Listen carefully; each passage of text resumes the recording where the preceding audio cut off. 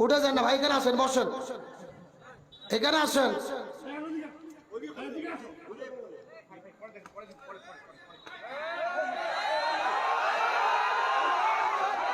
বসেন বসেন বসেন।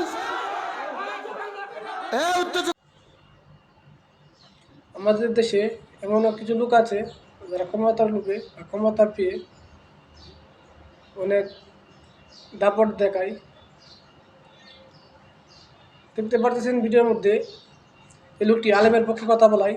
এই লোকটির সাথে যে ব্যবহারটা করা হয়েছে এটি আসলে একটি সুস্থ মস্তিষ্কের লোকের কাজ না। লোকের কলার দূর শেষে কি একটা অবস্থা করা হয়েছে।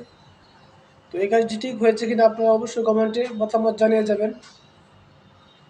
এবং যারা এই ক্ষমতাগুলোর ব্যবহার করতেছে তারা অবশ্যই জানে না যে তাদের থেকেও ক্ষমতাবান বিত্তবান অনেক রাজত্বের অধিকারী ছিল নমরুদ, ফেরাউন, সাদ্দাত। তাদের মতো ক্ষমতাশীল আর কেউ ছিল না দুনিয়ার মধ্যে। তারাও চলে গেছে, তাদের অস্তিত্ব এখন নেই। কিন্তু বর্তমানে যারা সামান্য ক্ষমতার লোভে বা ক্ষমতার দাপটে